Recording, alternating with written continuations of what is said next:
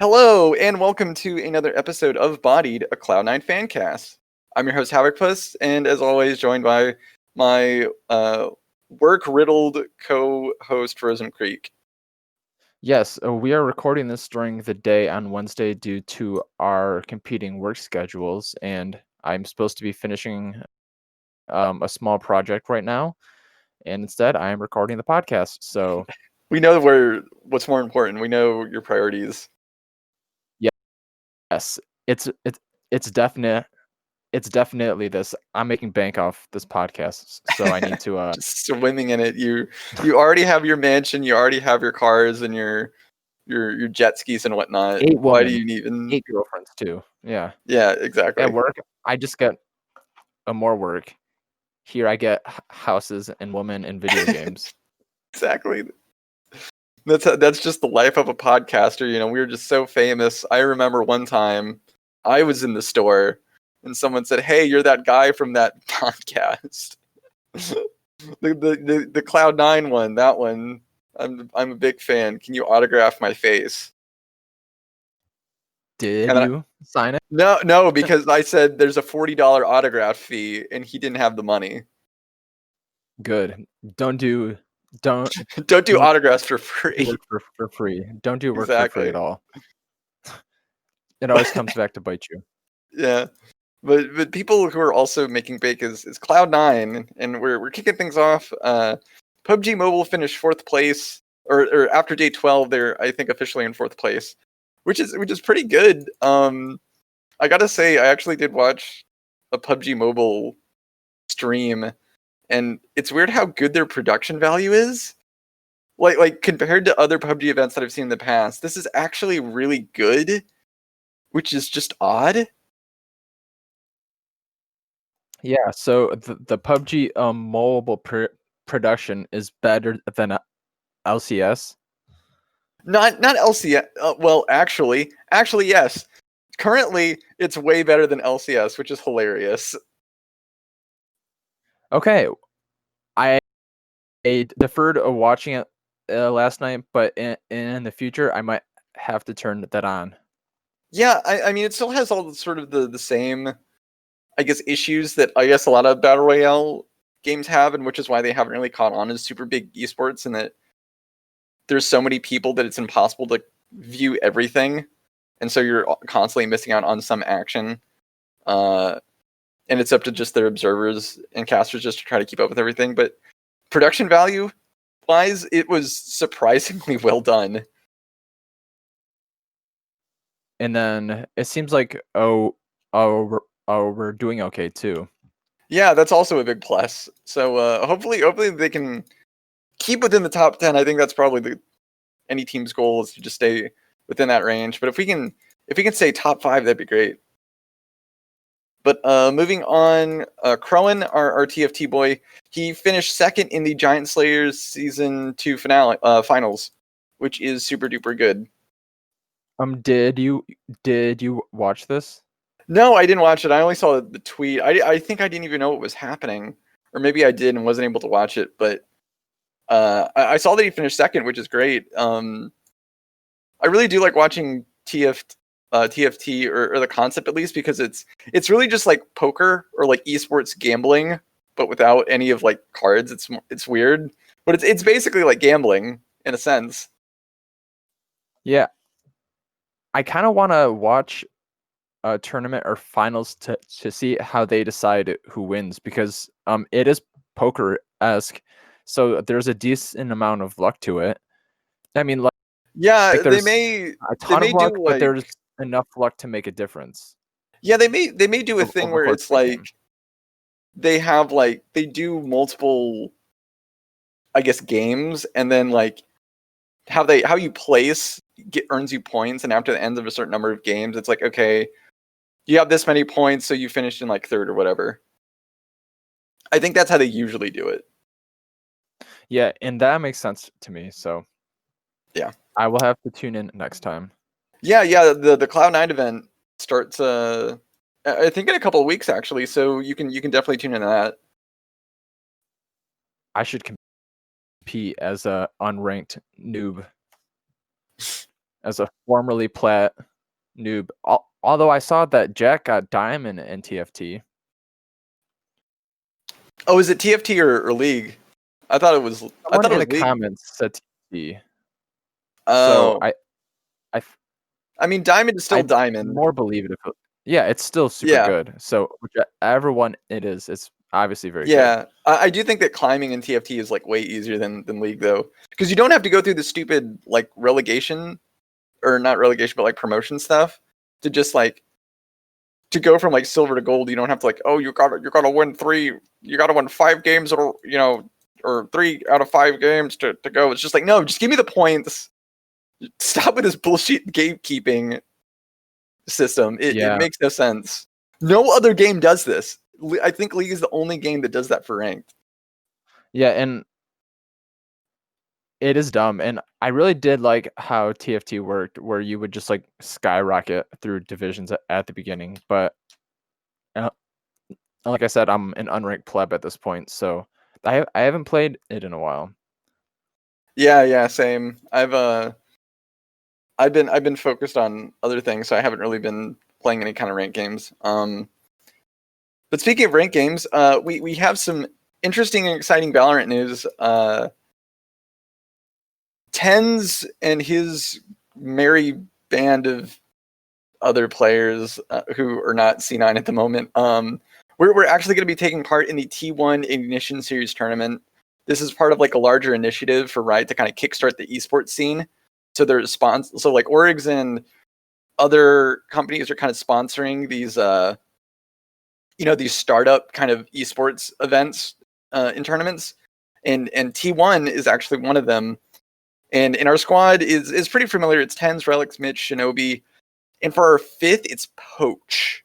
And Poach is a Team Liquid player who used to play Fortnite and then he switched over to Valorant, which is interesting. Okay. Yeah, I don't know anything about these guys. So do you? No, I really don't. Like when I saw that Poach was going to be participating with our like pretty much the standard 4. I looked at his Twitter. I couldn't really find out much else about him, but it seems like right now we're just kind of searching for a 5th member because Tens, who has already been signed, he's been playing with Relics, Mitch, and Shinobi in every single event that he's participated in. So it's kind of or at least it seems like, okay, Relics, Mitch, and Shinobi are definitely going to be signed to C9 at some point, and it'll be official eventually. Right now, they're just looking for who is going to round out the squad and who can they kind of put in as like a finalized slot. And it's going to be really interesting to see who they pick. I haven't really heard a lot of news on who it could be. There hasn't really been any indications on a lot of signings just because it's early, so we don't know. It'll be really interesting to see. Maybe Poach will pop off and we settle on him. Maybe C9 does something crazy. Shroud's gone back to Twitch. Maybe we sign him, or maybe Ninja turns out to be super good at Valorant, and it's like, hey Ninja, do you want to play for us? We know Mixer didn't work out well. Yeah, rip. Oh yeah, or is he playing Valorant now? Yeah, so Ninja's actually going to be in this tournament. The lineup for this event is actually pretty stacked. It's like us, Genji, Immortals, TSM, T1, obviously. Ninja's going to be playing in it. I think the Sentinels, Sinatra's team, is going to be playing in it. I think Shroud may also have a team that's playing in it. There's a lot of like big names and big organizations and whatnot that are participating in it. So it's going to be a really interesting and fun event to watch. And that's this weekend. It starts on the 26th. So I'm really looking forward to it. Yeah, that should be fun. I'll be around this weekend, so I can try and catch some. Yeah. I'm definitely excited. But moving on to CSGO, we had a couple marathon 2-0s.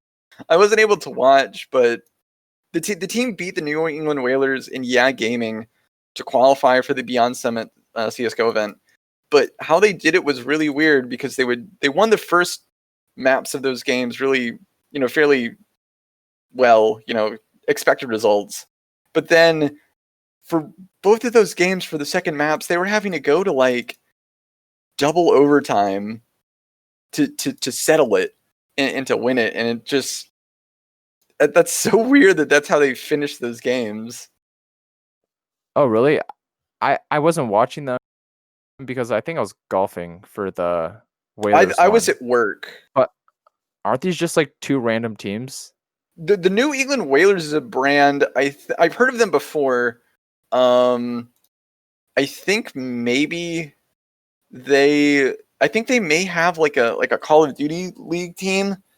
They're like a smaller esports, but I've heard of them before. I think they maybe even have like a Rocket League team, but I've heard of them. But like their match against the Whalers was like, Train was like 25-22, and then I think Gaming was something similar. It was like,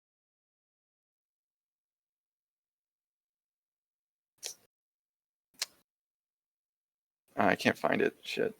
But I think it was something similar. Yeah, that's kind of bizarre. I've never heard of New England Whalers, but it's kind of a cool team. It sounds more like a hockey team name though. Yeah, it does. It's also weird that they call themselves the Whalers. I don't know if like you would want to associate your brand with like just slaughtering whales for their blubber so you could make oil for lanterns and such. That seems like a really That's true. antiquated and kind of like weird branding choice. I don't know if that's the connotations you want associated with your esports team. To be fair, we still have the Washington Redskins in football. That's really true. If the Redskins are still a team, you can pretty much do whatever you want. Like, who's gonna really stop you? You know, you can always just say, "Hey, at least we're not the Redskins." You know, yeah, you can get away with a lot. Our name is pretty horrible, but at least it's dumb. not a slur. So there's that. Yeah, but that's beside the point. Yeah, that's beside the point. Cool name. The point is we qualified for that event. Yeah, and if not, then I think we should have asked some questions because I've never heard of either of these teams, so I can't imagine they're good. Yeah. But one final little bit of news. I actually forgot to put this in more at the shorter part at the beginning, but we actually have Rainbow Six match frozen. Our team isn't dead. Oh. Thought long to be dead and gone. Rainbow Six. They played in the APAC. Their region is APAC, but they played in that. I think the season just started actually. So they played against Talent Esports and they beat them 7-5. It was only a best of one. I think I think they do like a weird like Swiss bracket type deal. But it was their first match. They beat Talent Esports 7-5. They did the thing. I wasn't able to watch it because I think it was kind of early in the morning. But they did the thing. They won, and that's great to hear. Yep, good news. Yes. But moving on to League of Legends, which is what we usually spend most of the time talking about. Academy went 1-1, but they did finally get their first win, which is good. I think they're kind of being slow and kind of struggling because Tomo is definitely not the same level that King is, and they're having to adjust to not having their star ADC in that slot. But it's good that they got their first win. Yeah, did you watch any of this game? No, I watched a little bit of it. I honestly can't remember much of it, but we looked a lot better. We looked a lot more decisive. Our gameplay looked a lot cleaner than it was last week or the previous week. So it looks like we're shaping up and we're adjusting to things. So I think that we're going in the right direction, hopefully, for Academy. Or yeah, I think I watched both games. I think the first game was a Jace game, which is the one we lost. And then the second game I think was Casio or Syndra bot, I'm not sure. But I think I do like Tomo. Obviously he's not King and he's still learning the game, but I feel like this team has a decent amount of potential with Tomo still. The reason they lost their first 3 games were basically just off a misplay around a big Baron team fight, or a fight that resulted in Baron being taken. And I do like how they do play proactively in draft for lanes. Like a couple times they've baited out the Phalios pick and brought in Cassio and maybe Syndrabot. And that's kind of a counter to Aphelios in lane, just because his base MR is so low, and because of the wave clear. So I've been impressed with how they played that, but their decision making in mid game has been lacking a little bit. But that comes with experience, and I think that this team is setting themselves up to make a run again. Yeah. I think that if they can continue to improve and we see games like we did see on Friday, I'm sure that C9 can get their academy team back up in the standings and be kind of where they were in spring. But moving on to LCS, it was just another really great 2-0 weekend. I mean, the EG game, I guess we should start there. That was laughably easy for a team that looked like they were going to be the ones to challenge us, because EG was looking really good before that game. You know, like their drafting and everything, their play seemed like really cohesive. Like Kuma was looking really, really good. And I was like, oh, okay, this is going to be a tough game. But no, it was laughably one of the easiest games we've had so far. Yeah, that was probably Blabber's and maybe the best performance I've ever seen from someone over their opponent. Blabber flame horizoned him around 22 minutes or something. Yeah, like Sven Skaren for I guess I lost the word. But for reference, like Blabber was sitting on like jungle item completed, cleaver, and I think he was working towards a second item, while Sven Skaren only had his jungle item completed and was still working on components for cleaver. He never finished cleaver by the end Yeah, of the like game. That's how bad it yeah, was. like I'm really not sure what Evil Genius's game plan for that game was. I guess they were thinking we did draft an early game focus comp, so I guess they were thinking, okay, we have the Kassadin, we have Aphelios, we can just reasonably scale as long as things don't get too crazy. You know, the problem being though that how we play around Blabber's Olaf is extremely proactive, especially when we drafted this Karma and Yuumi together. Like, this is all we are putting everything towards Blabber. We're going to give him so much healing and shielding. He's just going to run in and annihilate anyone he comes across. So Sunskaren's Lee Sin proved to just be completely useless. The Kassadin pick did absolutely nothing and was just waiting so long to scale, and it wasn't happening. And I feel that Evil Genius's comp just fell apart because I think they misread how C9 was going to play their game and how Evil Geniuses was going to play theirs. Yeah, which is bizarre because we've picked Olaf every game he's been up, and Yuumi I think every game she's been up.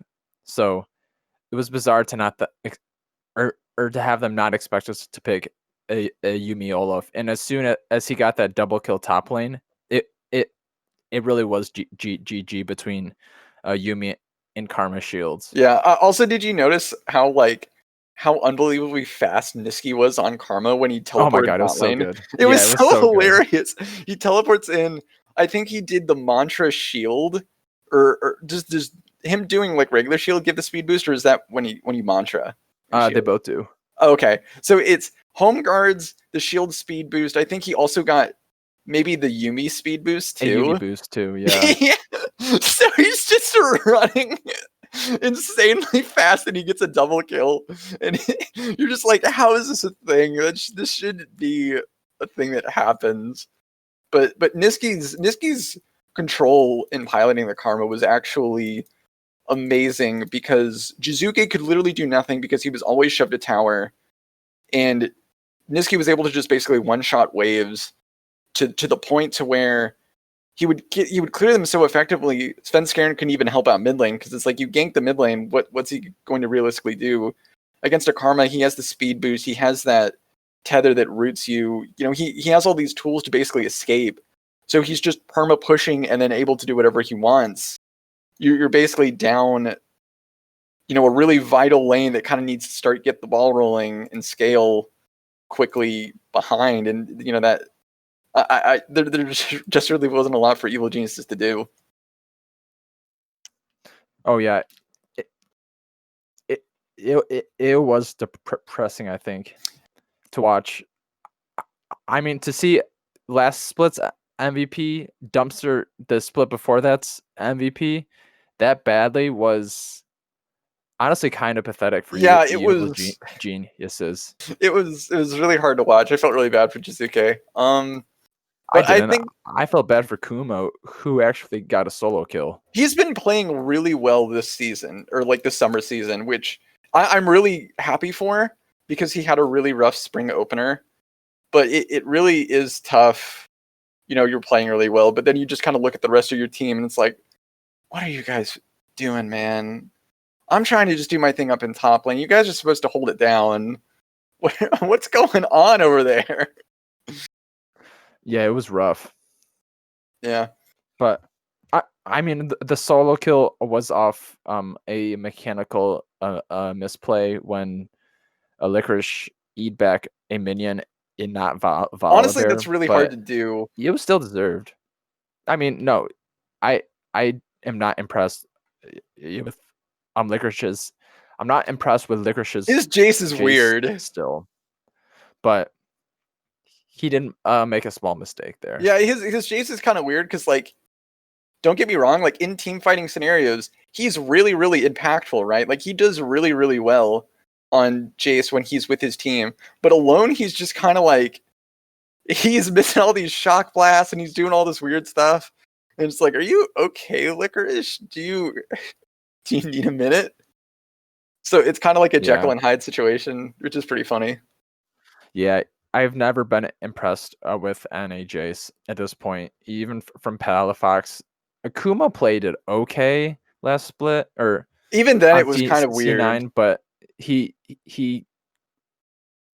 was ushered into mid game on Jace, so he didn't put out like a Korean top lane performance where he's 30 CS up at 15 minutes. Yeah, but yeah, the first one, I think that was probably the most dominant I've ever seen one person play over their counterpart in LCS in years. Oh yeah, same. And it's a joke that Blabber didn't get player of the week just based off that performance. Or Vulcan, looking on his KDA, I think he only died like once over the weekend. Yeah, but that performance by Blabber single-handedly was maybe the best performance I've seen in LCS, like, period. Oh yeah, for sure. But how dominant he was. Yeah, but yeah, I guess moving on to the second game, I'm actually really impressed with how that game turned out, because I think, looking at it from a drafting perspective, the Golden Guardians actually played it really smart, because we picked Galio, and their response was to do Nocturne Twisted Fate. So they had this really interesting comp to where they know that, okay, they're going to use Niski to roam to other places through his ultimate. So they countered it by just taking away his ultimate through the Nocturne Paranoia. And with the Twisted Fate ultimate, along with, they were usually roaming with Set. So the Seth support would get a Face Breaker, immediately Paranoia Destiny. So you'd turn it into a 3v1 like instantly. And there's just nothing you can do with that insane amount of pressure. And I think they had a comp that really did kind of counter ours. But I think what was impressive was that C9 recognized, okay, we can't spread ourselves out. We have to fight as a group. We have to contest things more as a group. So when Nocturne does go in, we can reasonably fight it off. And that's pretty much what we did. We were able to counteract a lot of the paranoias. The Baron fight that we did where we kept turning and picking people off and then just going back to the Baron, I think was incredibly smart, and how they played it was really smart. And I think it showed that we were able to adapt to a less than favorable situation. And also, I think you have to give props to Golden Guardians for being a team that actually kind of challenged us in a game for a bit. Oh yeah, I thought their game plan coming in was super smart. Blabber pulled out the Nocturne in the finals last split because it's harder to play with it online than on LAN. Yeah, then on LAN. While I'm sure they're all together, so they can all peek and such. It still is a good advantage. I thought the best part about the game was there was a fight in the mid lane, and Sven died like at the beginning, and then our 4 tanks just came in and 4v5 the fight still. Yeah, I think what was important there was that Sven was able to stay alive just long enough for everyone to get there and for him to do significant enough damage. So then everyone else was just so... The health pools was just so disproportionate that C9 was just punching everybody and winning. And what did you think of Licorice's Volibear? Because I thought it was actually pretty good in how he played off of his engages and everything. Yeah, I thought it was fine. I thought he did look good on Sunday, a lot better than Saturday. Yeah, Jace just may not be his ideal champion. But I think the team played really well. From bouncing back from having a couple of moments due to Golden Guardians comp, as well as being able to, once they figured out what to do, expanding their lead and their map presence to such a way that it was almost impossible for Golden Guardians to actually come back and win. I think it shows lots of the strength and the smarts of Cloud9 right now. Yeah, that was the first time they've been tested all split, I think. So I think a better team would have done better, but I do think that Golden Guardians prepped really well this week. So yeah, for sure. Super impressed. Looking forward to this weekend, we have a really interesting kind of docket set up for us. This Friday, June 26th at 10 p.m. Eastern, Cloud9's going up against Team Liquid. And then Sunday, the 28th at 5 p.m. Eastern, we play against Immortals. So I'm going to say right out, there's no way we lose to Immortals. That team is looking like utter garbage, and there is no way that we lose a game to them. Yeah, I would hope not. I honestly think we could put in our academy team and probably still win. I wouldn't say that, but I think that I would. They're bad. There is no way that we lose to this Immortals team unless that either Immortals does something incredibly cheesy that we don't expect, or we are just so asleep at the wheel and so overconfident that we end up giving a loss over because we're just lazy and we're like, oh, we'll beat them. We don't really need to practice for them. But this iteration of Cloud9 is so motivated and so like structured and actually strict with their game planning, everything. I don't think that's going to happen. The Team Liquid match, on the other hand, is what I'm really interested in because Team Liquid's looking really good. It looks like Tactical and Jat have really injected a lot of what Team Liquid needed and what was lacking in the spring season. So I'm really interested to see how C9 goes up against this reinvigorated looking Team Liquid. Yeah, me too. I haven't been like insanely impressed with them, but I do think that they have looked a lot better this split than last split. I think that they're still kind of a bot focused team, which isn't it's not a bad meta thing right now. It's not a bad thing, but it's not the optimal way to play the game. Right. And that might partially be why Uzi never won a championship. But yeah, I think that I guess to piggyback off of that, I think that bot focus is it's good if you're able to snowball and then immediately transfer that lead. But I think that since AD carries have always been super late game, it's kind of difficult. And that's why C9 I think has always been sort of a mid jungle focused team, because even when Jensen was on C9, you know, we've always spent more time putting more resources into him and getting him ahead. This iteration is actually really interesting because I think that we focus a lot more, actually not on mid, but actually through the jungle, because it seems that Blabber is able to get.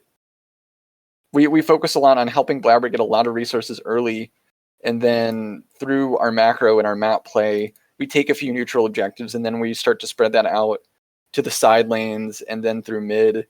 So I think that ours is a lot more of a macro sort of early game. It's really weird to kind of describe it, but I think that we focus.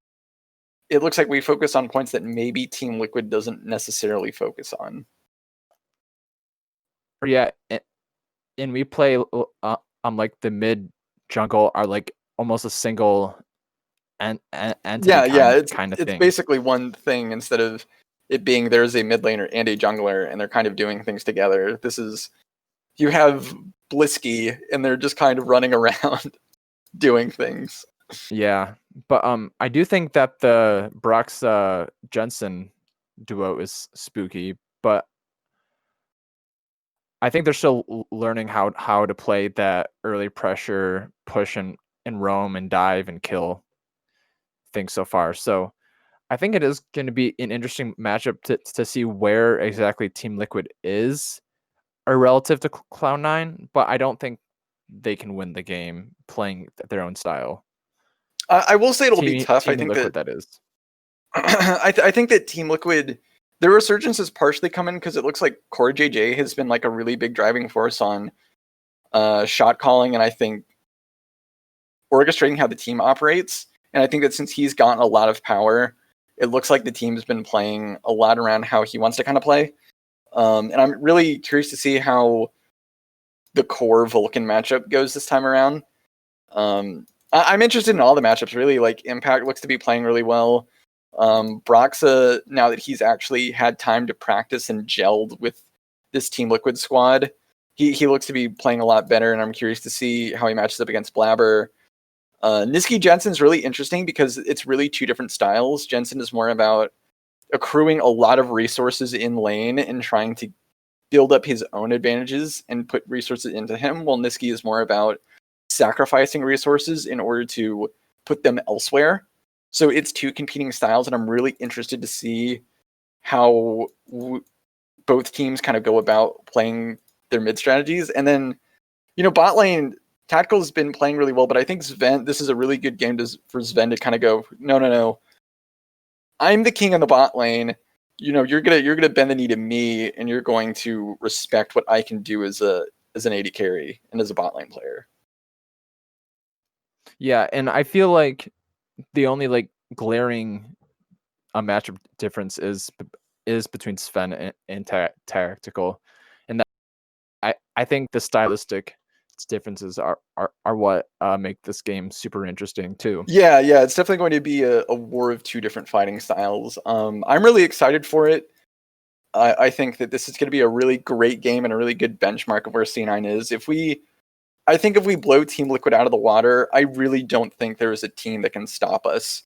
Because, what is the rest of our competition? CLG has been looking good, but I'm not convinced yet on how good, since I think their matches beforehand have just been to smaller teams. They beat Dig, they beat Golden Guardians, they beat Immortals, so that's not necessarily insane competition. This weekend is actually going to be probably their biggest competition, because they'll be playing against FlyQuest, and I don't know, they got 100 Thieves, but their next couple of weeks will be like real actual benchmarks. TSM has been really weird, and I'm really not sure where to place them. We beat Evil Geniuses pretty handily.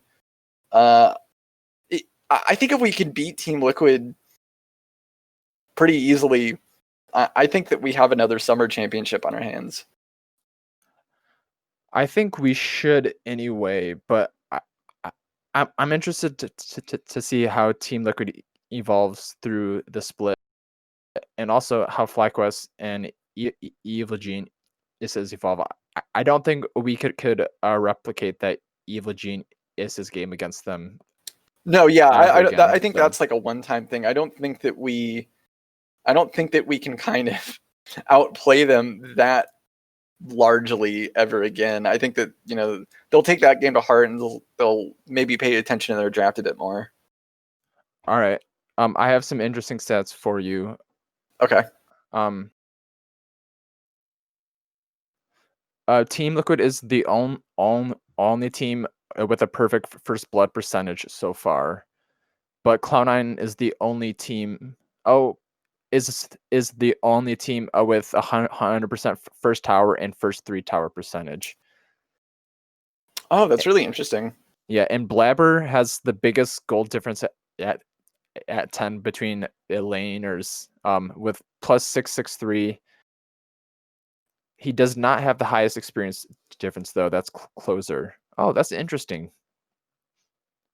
Yeah, that's really interesting. I am not surprised about that gold difference though. Blabber has been a machine in the jungle. Like the leads and the advantages that he gets just from farming alone, especially when he's on Olaf.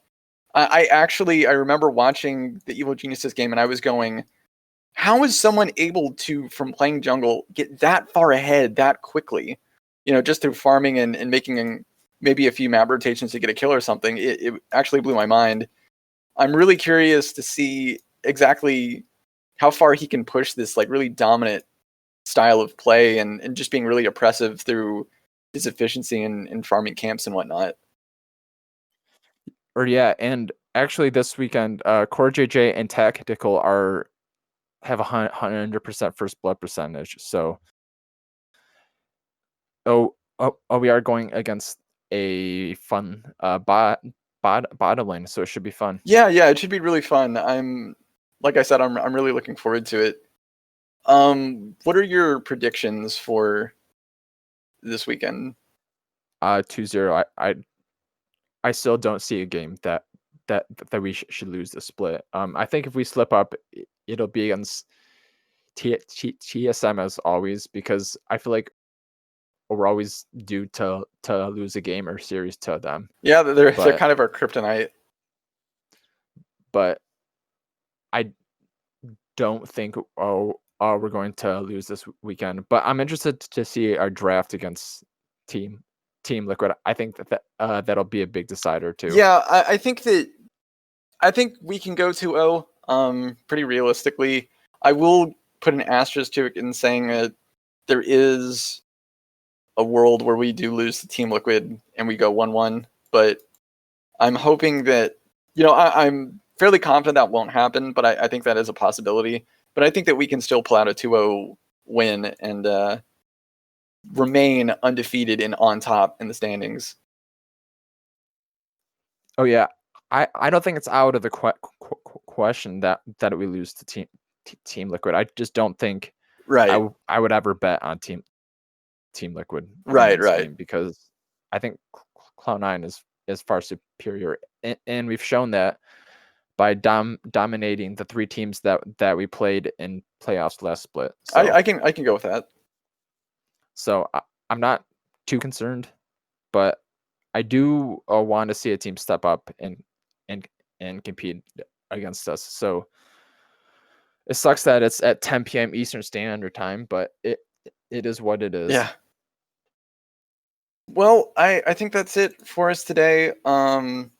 Thanks for listening. Be sure to follow us on Twitter at C9Bodied.